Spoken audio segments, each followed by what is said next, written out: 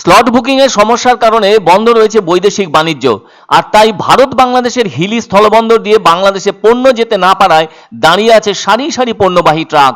জানা গেছে গত দুদিনে প্রায় ৮ কোটি টাকার রাজস্বের ক্ষতির সম্মুখীন হতে হয়েছে। এছাড়াও ক্ষতির সম্মুখীন ট্রাক মালিকরাও। আরও জানা গেছে সুবিধা পোর্টাল বন্ধ থাকার কারণে স্লট বুকিং করা যাচ্ছে না। অবিলম্বে স্লট বুকিং শুরু হবে বলে সূত্র মারফত জানা গেছে। তবে আলু ও পেঁয়াজ বোঝাই গাড়ি সহ অন্যান্য কাঁচামালের গাড়ি আটকে থাকার কারণে ইতিমধ্যেই ক্ষতির সম্মুখীন হওয়ার আশঙ্কায় রপ্তানিকারকরা।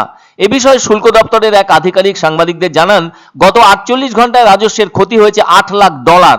পেঁয়াজের ক্ষেত্রে ডিউটি ১.৫ কোটি টাকার মতো আসেনি, আর গাড়িগুলি পার্কিং স্লটে রয়েছে। না আসতে পারার কারণ সুবিধা পোর্টাল স্লট দিচ্ছে না।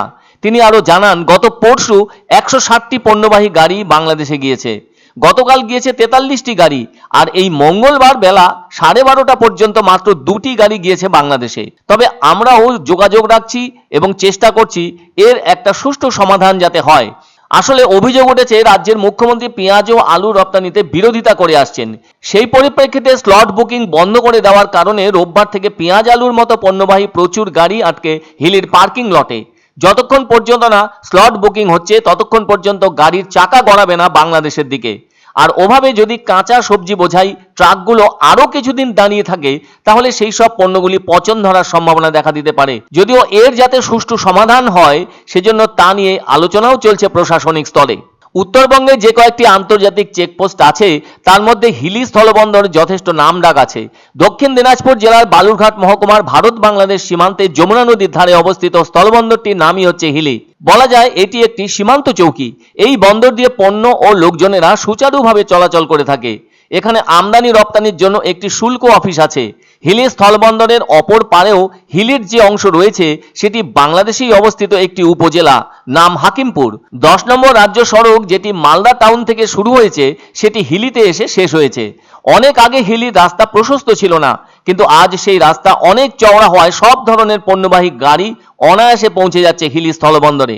তবে দুদিনেই যদি এত টাকা রাজস্বের ক্ষতি হয়ে থাকলো, তাহলে আরো কয়েকদিন এভাবে গাড়িগুলি আটকে থাকলে সেক্ষেত্রে আরো কোটি কোটি টাকার ক্ষতির সম্মুখীন হয়ে পড়বে রাজস্ব। আবার ট্রাক চালকরা ওখানে গিয়ে বিপদের মুখে পড়েছেন, কেননা তাদের তো খাওয়ার বিষয়টা আছে। ফলে সঙ্গে থাকা সামান্য টাকাও যদি শেষ হয়ে যায় তখন তাদের ক্ষেত্রে বিস্তর সমস্যা দেখা দেবে। সেজন্য এখনই সকলে চাইছেন যাতে সুবিধা পোর্টাল খোলে এবং স্লট বুকিং এর কাজ দ্রুত শুরু হয়। তাহলে এত পণ্য বোঝাই আটকে থাকা গাড়ি দ্রুত বাংলাদেশে প্রবেশ করতে পারবে। এখন কত তাড়াতাড়ি ওই কাজটি সম্পন্ন হয় সেই দিকে তাকিয়ে গাড়ি চালক থেকে শুরু করে শুল্ক দপ্তরের কর্তারা, এছাড়াও হাঁফ ছেড়ে বাঁচবেন রপ্তানিকারকরাও। সমস্যা বলতে গাড়িগুলো তো পার্কিং লটে রয়েছে, এবার গাড়িগুলোতে আসতে পারছে না। যা খবর আছে যে সুবিধা পোর্টালে স্লট দিচ্ছেন আর কি, সেই জন্য গাড়িগুলো আসতে পারছে। আনন্দ সংবাদ, আনন্দ সংবাদ। 30 বছরের নির্ভরযোগ্য প্রতিষ্ঠান ইন্দ্রমণি রাইস মিল।